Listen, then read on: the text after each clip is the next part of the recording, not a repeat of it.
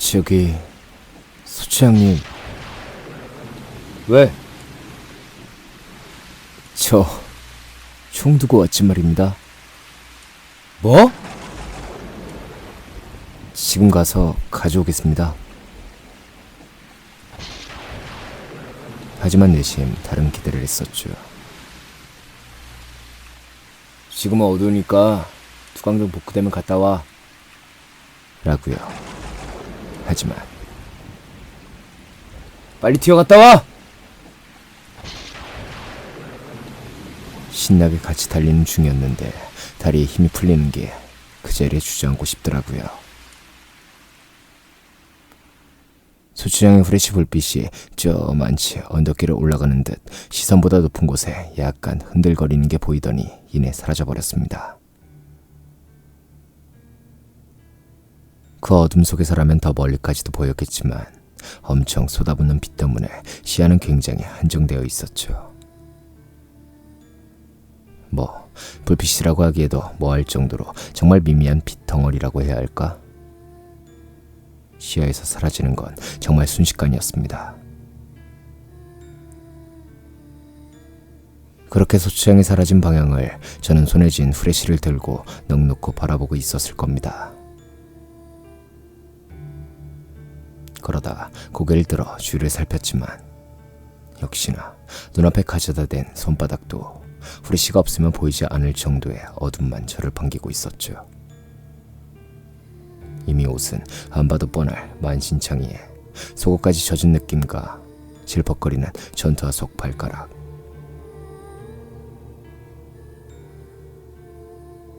아이씨, 이걸 어떻게 하나?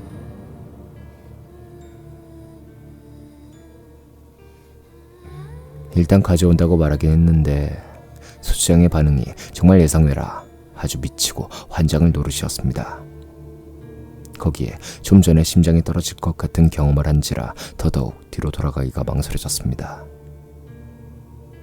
다시 가면 죽을지도 모른다는 생각과 정신을 집중하니 뭔가가 또 어둠 속에서 꿈틀거리면서 보이는 것 같았습니다.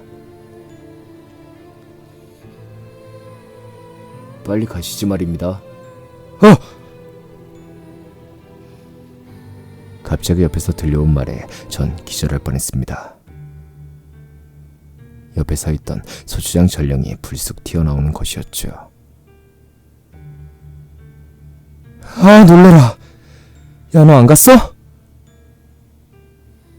소추장님이 같이 갔다 오라고 하셔서 말입니다. 언제?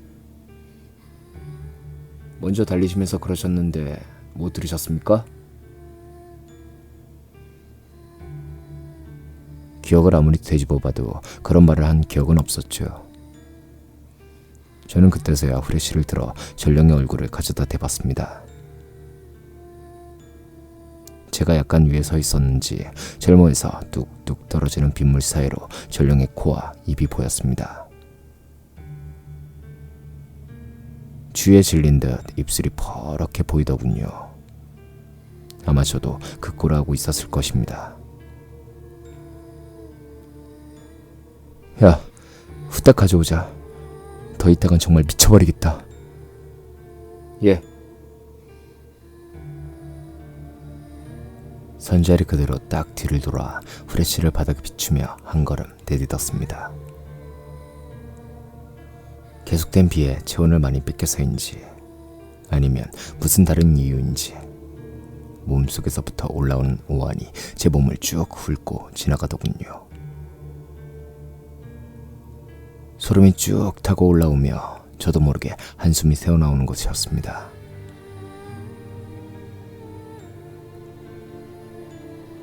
님이 그런 게 왜 보였을까?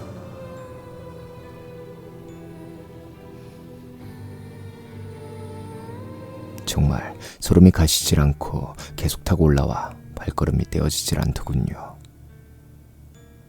뭐가 제대로 보이길 하나 그저 후레쉬 하나를 의지하고 저 암흑을 다시 뚫고 지나가자니 용기는 이미 바닥에 나서 아무리 끌어올리려고 해도 시동이 안 걸리고 괜히 후레쉬가 중간에 꺼지면 어떻게 하나 하는 생각에 어둠에 고립된 모습이 상상이 되는 겁니다. 야, 너 후레쉬 앱이 갖고 있냐? 없습니다. 그럼 건전지는? 그것도 없습니다. 그때 뭐랄까 위화감을 느낄 수 있었습니다. 이 새끼는 왜 이렇게 침착하지?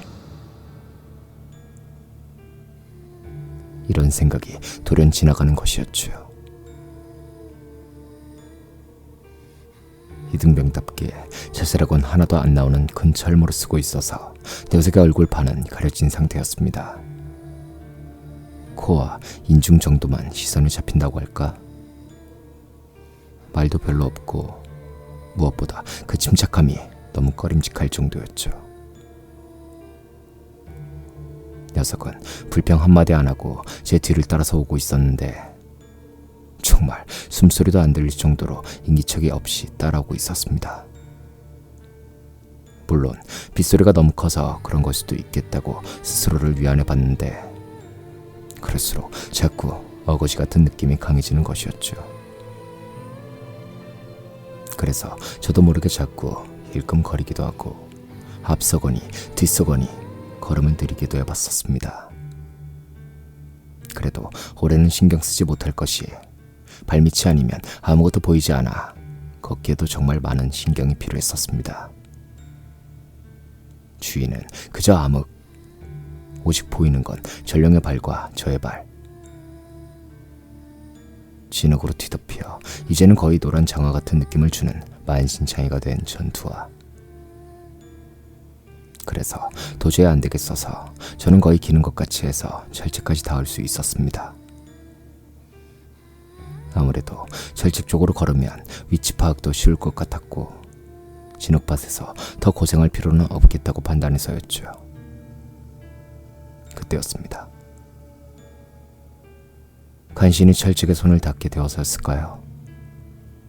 나도 모르게 힘을 세게 준 것이 그만 중앙석들을 우르르 떨어지게 만든 것이 아니겠습니까? 그 소리에 얼마나 놀랐는지 비명은 지르지 않았지만 타고 올라오는 소름의 맛을 제대로 느낄 수 있었습니다.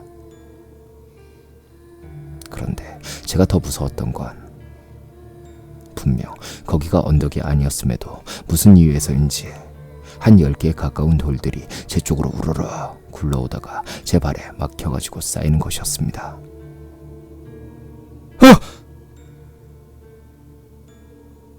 저도 모르게 뒷걸음질을 치며 굴러온 돌들을 발로 차버렸습니다. 아, 씨발 놀래라. 야, 너 방금 봤냐? 저는 너무나 놀래 전령을 돌아봤습니다. 빨리 가시지 말입니다. 뭐? 그때까지도 굴러온 돌들에 후레쉬를 비추고 있었던 건 제가 아니라 전령이었던 거죠. 바닥에 반사된 약간의 빛으로 전령의 표정을 볼 수 있었는데 그 시야 안에서도 그 녀석의 표정은 굉장히 창백하고 멍했다라는 기억은 아직도 선명하네요. 무표정이라는 말로는 좀 표현의 한계가 있다고 할까요? 그냥 표정이 없는, 사람이 지어낼 수 있는 표정이 아닌 그런? 그때였습니다. 전령놈이 휙 돌아서더니 앞으로 쓱 나가는 것이었습니다. 그에 저는 뭐라 말도 못하겠더라고요. 분위기에 압도되었던 건지 그냥 따라 돌아서는 것 말고는 할 게 없었으니까요.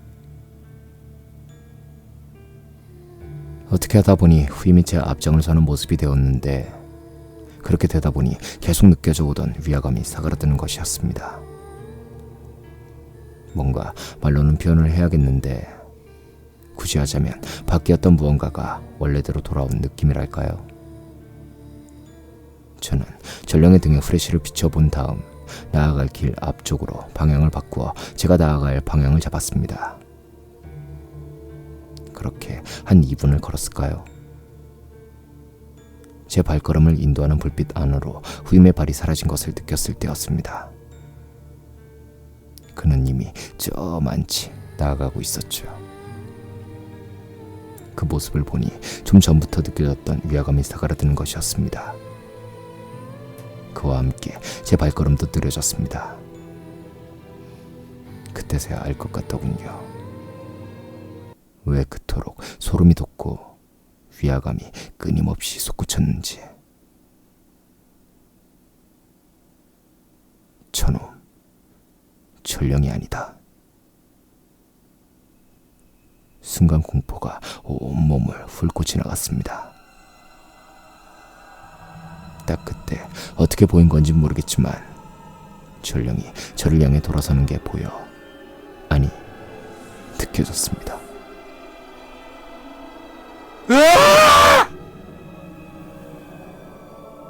본능이 지르는 절규가 터져나갔습니다. 선 자리에서 돌아서자마자 미친 듯이 뛰었죠. 앞이 보이고 말고는 아무런 상관이 없었습니다. 후레쉬를 손에 들었는지 어쨌는지도 기억이 나지 않습니다. 정말 꿈이었으면 그 어떤 소원도 필요 없다고 마음속으로 빌고 또 빌었습니다. 넘어지고 구르기를 몇 번을 했는지 기억도 안 납니다. 뭐에 부딪히고 깨졌는지 가끔 날카로운 아픔이 느껴지기도 했습니다. 그리고 암흑 속을 미친 듯이 달린 기억밖에 없네요. 춤 같은 건 이미 신경에서 사라진 지 오래였습니다. 그냥 살아야 한다는 본능만 미친 듯이 치고 올라왔죠. 그래도 그 와중에 후레쉬는 손에 들고 있었나 봅니다. 급경사에 계단이 보였거든요. 본능이 느낀 건지 저는 달리던 걸음을 멈출 수밖에 없었습니다. 거기서 약 3m 정도만 그렇게 뛰었더라면 전 아마 굴러서 50m가 넘는 계단을 곤두박질 치고 죽었을지도 몰랐으니까요. 여기만 올라가면 된다. 내려가는 계단이 시작되는 바로 옆에 오르막 계단이 바로 소초로 이어지는 철수로였습니다. 전 바로 튀어올랐죠.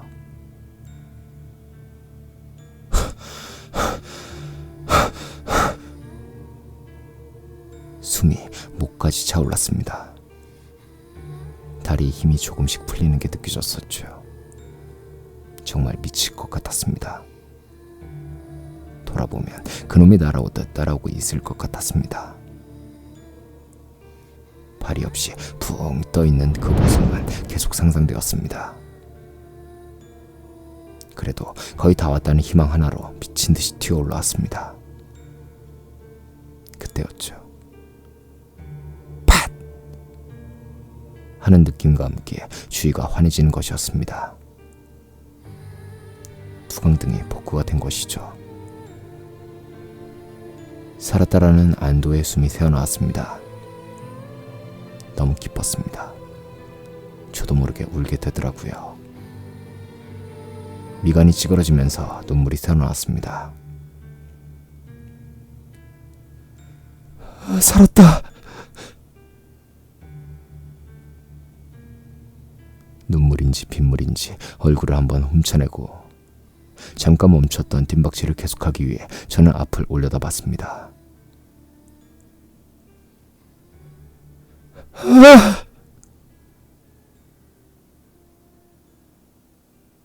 올려다본 순간 입버릇처럼 튀어나오는 한숨. 그놈이 저 앞에 서 있었습니다.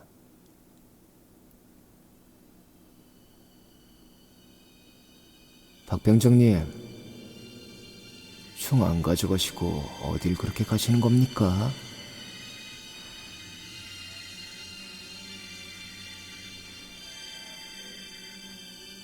한 손에는 K3, 한 손에는 아마 제 총을 들고 서서는 저를 내려다보고 있더군요.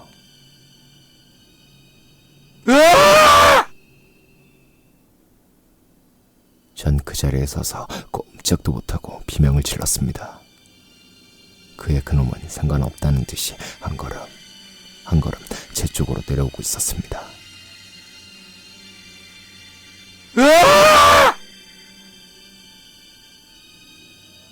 낙에 가까운 비명이 더 세게 튀어나오더군요. 정말 어떻게 해야 할지 몰랐습니다. 떨어지지 않는 발걸음을 원망하며 저는 눈이 튀어나올 정도로 뚫어지게 쳐다보며 비명만 지를 수밖에 없었습니다.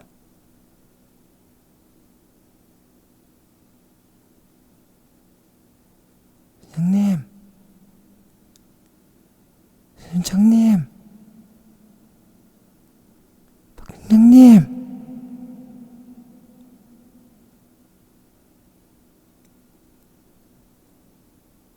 뭔가 소리를 들은 것 같았습니다. 저는 비명 지르기를 멈추고 소리가 들린 쪽으로 고개를 돌렸습니다. 박 병장님! 저 만치 고가 초소에서 저를 부르는 소리가 들렸습니다. 박 병장님! 무슨 일이십니까? 고가초에서 들리는 반가운 목소리. 살려줘! 살고 싶은 마음에 자연스럽게 튀어나오는 절규. 지금 생각해보면 평생에 단 한 번 외쳐본 단어인 것 같네요. 그 바람이 닿았는지 앞을 쳐다보니 그곳엔 아무것도 없었습니다.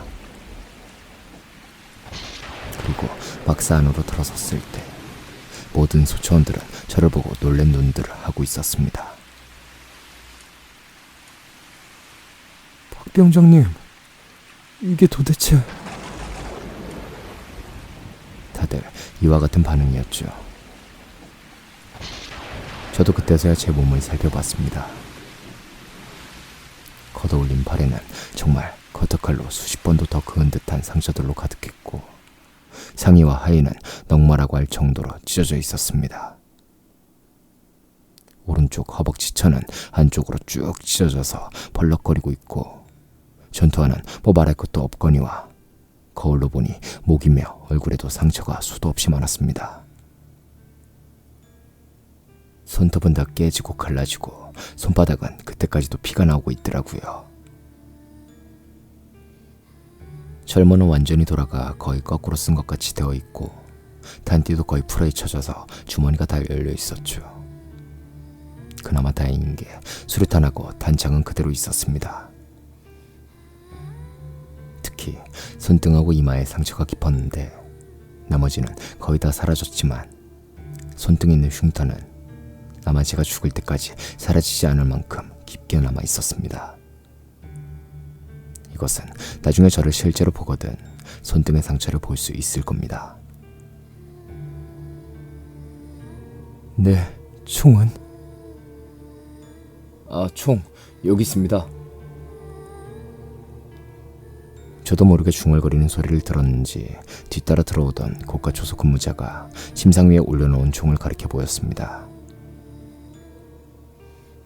정말 뭐라 말로 표현하기 힘들 울컥함이 올라오더라고요. 저도 모르게 왈칵 눈물이 쏟아져 내렸습니다. 어떻게 그럴 수 있는 건지. 총에는 빗물 말고는 아무것도 묻어있는 것이 없이 깨끗했습니다. 박병장, 어떻게 된 거야? 수추장이 어깨에 손을 올리며 물어왔습니다. 수추장님, 저 총 찾으러 간다고. 총? 아까 제 부사수 얻고 뛰실 때 말입니다. 거의 다 와서 제가 총 찾으러 간다고 말씀드렸지 말입니다. 부사수? 내가 왜 부사수를 얻고 뛰어? 예? 아까 제가 정신을 잃어서 말입니다. 저는 저를 바라보고 있는 부사수를 가리켜 보였습니다. 그의 부사수는 제가? 라는 신용을 해보이며 의아하게 저를 쳐다보더군요. 임마 무슨 소리야? 너가 케이스를 챙겨온다고 후레쉬 달래서 초소 안으로 들어갔잖아. 예? 그러고 총 챙겨 나와서 우리랑 같이 와놓고 무슨 소리 하는 거야? 같이 왔단 말입니까? 뭐야 이거? 기억 안 나? 예? 어안이 벙벙했습니다. 뭐가 어떻게 돌아가는지 알 수가 없었죠. 너 임마, 우리 뒤 줄곧 따라오다가 갑자기 사라졌어. 제가 말입니까? 그래 임마. 소추장의 얼굴은 약간의 노여움과 두려움이 섞여 있었습니다.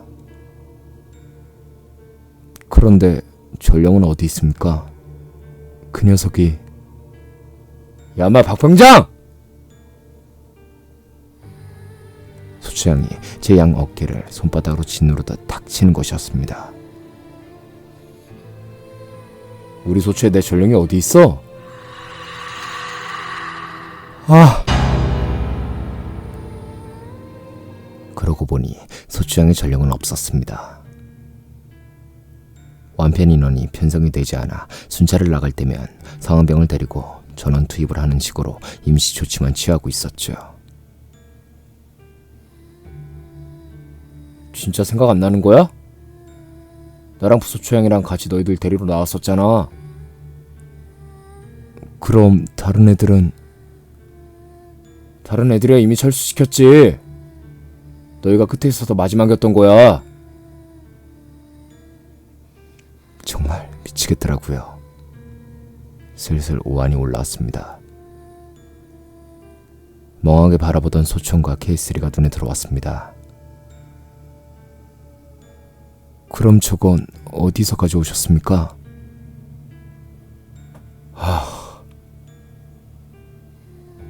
수추양이 완전 질린다는 표정으로 저를 쳐다보더군요. 박 병장님. 뒤에서 부르는 소리가 들렸습니다. 제가 고가 초소에서 봤을 때 박 병장님이 손에 들고 있었습니다. 뭐? 정말 죄송한 말씀이지만 그거 들고 미친 듯이 소리 지르고 계셨습니다. 그러다가 저희가 박 병장님 발견했지 말입니다. 그런데 저도 조금 이상한 게 말입니다. 부사수가 흘낏 소총으로 눈을 돌리더군요. 박 병장님 지금 상태는 완전 만시창인데 어떻게 저 소총만 저리 깨끗합니까? 정말 기억이 하나도 안 나시는 겁니까? 멍해지더군요. 그러다 미치겠더군요. 정말 환장할 것 같더군요. 저는 제가 겪은 있는 그대로를 수초원들에게 이야기했습니다. 거의 다 와서 수초양에게 말하고 돌아갔던 거랑 전령이 보여준 행동이라든가 그리고 마지막에 미친 듯이 달린 이야기 등등. 거기까지 들은 수초원들 모두 두려운 표정을 짓고 있었습니다. 당연했을 겁니다. 당장 건물을 나가야 하는 상황이기 때문이었죠. 너한테 준 후레쉬는 하나인데 잊지도 않는 전령 놈은 도대체 어디서 튀어나온 거냐? 너 후레쉬 보고 뛰어왔다고? 예. 구르면서도 그건 손에서 절대 안 났지 말입니다.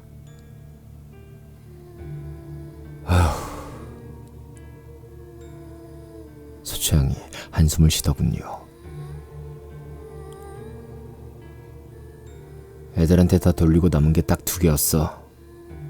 하나는 내가 들었고 하나는 너를 준 게 맞아. 그러다가 너가 소총 가지러 간다고 초소에 갔다가 왔고, 그치? 예. 기억은 전혀 안 나지만 표정을 보니 대답할 수밖에 없었습니다. 그리고 총 들고 와서 네 부사수한테 야, 너 확실히 받은 거 맞지? 수주형이 돌아서 부사수에게 소리치자 바로 맞다는 대답이 돌아왔습니다. 그러다가 네가 갑자기 사라진 거야. 수주형은 그때까지 잡고 있던 제 어깨를 놔주며 저를 바라보더군요. 하지만 저는 도저히 생각이 나지 않는 겁니다. 그냥 후레쉬를 손에 들고 달린 거 말고는요. 아니, 들었던 게 맞는 건가? 전 분명 불빛만 보고 달렸습니다. 그 어두운 데로 제가 어떻게 왔겠습니까? 모두들 할 말이 없었죠. 아무리 생각해도 제 입장과 그들 입장은 서로 모르는 게 많으니 이해할 수 없는 부분이었다고 생각되네요. 저기 말입니다. 누군가 침묵을 깨더군요. 혹시 박 병장님 제논 보고 달려오신 거 아닙니까? 제논? 그러니까 거기까지 오신 거지 말입니다. 머리에 커다란 충격을 입은 것 같은 번뜩함이 팍 하고 느껴지더군요. 후레쉬 불빛이라고 생각했던 게 그거였나? 앞만 보고 달렸던 게 생각나더군요. 후레쉬 불빛인지 뭔지 저 멀리 느껴지던 빛 같기도 하고, 그렇게 생각하자면 확실히 제논이 맞았습니다. 제논이 뭔가 하면 배트맨 보면 배트라이트 있죠. 하늘로 쏘는 거, 그런 겁니다. 투광등이 다 나가서 급히 제논을 가동시킨 거죠. 군용 시프에 설치해놓고 그 동력으로 운영되는 건데 그 밝기는 엄청납니다. 유사시에 꼭 정전은 아니지만 이와 같은 일들을 대비해 각 소초에는 제논이 있는 걸로 알고 있습니다. 박병장, 오늘은 좀 쉬어.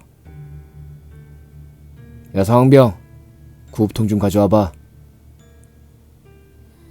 부스럭거리는 소리가 들리고 곧 구급상자를 들고 오더군요. 수추장님, 왜? 오늘 근무 세우실 겁니까? 수추장은 걱정스러운 표정을 하고 서 있는 소초원들을 한번 휙 둘러보더군요. 그때까지도 공병 우위를 벗지 못하고 있는 저랑 동시간대 근무자들을 보니 저보다도 더 불쌍해 보였습니다. 그럼 어쩌겠냐. 투광등이 들어와 버렸으니. 그렇겠지 말입니다. 오늘은 좀 힘들더라도 3명씩 근무 쓰자. 전반야 사수들 미안하지만 고생 좀 해줘. 예, 알겠습니다. 여기저기서 대답 소리가 들리더군요. 저는 굉장히 미안한 마음이 들었습니다. 그런데 저 총은... 제가 말하자 다들 총을 바라보더군요. 그건 정말 아무도 풀 수 없는 미스테리였습니다. 어떻게 저게 내 손에 들려져 있었으며 그렇다 한들 저렇게 깨끗할 수 있는 것인가 하는 의문 말이죠. 어찌되었든 그 소란은 좀 더 오래 이어졌고 그날은 그렇게 넘어갔습니다. 그리고 이 이후에 겪은 이야기가 제가 여기에 와서 처음에 쓴 글입니다. 이상입니다.